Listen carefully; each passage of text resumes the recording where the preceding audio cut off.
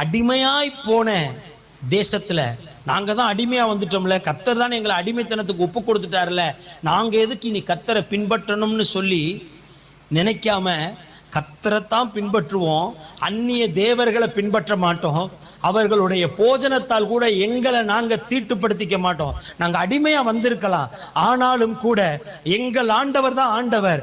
நாங்கள் அடிமையா இருக்கிற தேசத்திலும் அந்நிய தேவர்களால் நாங்கள் எங்களை தீட்டுப்படுத்த விட மாட்டோம். கர்த்தருக்காக நிற்போம். நாங்கள் ஆராதிக்கிற தெய்வம் ஜீவனுள்ளவர், அவர் எங்களை தப்புவிப்பார் என்று சொல்லி தங்களை அடிமையாய் போன தேசத்திலும் கர்த்தருக்காக அர்ப்பணித்துக் கொண்ட அந்த வாலிபர்கள் தான் பின் நாட்களிலே அக்கினி சூளைக்கும் சிங்கங்களுக்கும் தப்புவிக்கப்பட்டு மிகப்பெரிய ஸ்தானத்திலே உட்கார்ந்தவர்களாய் மாறினார்கள்.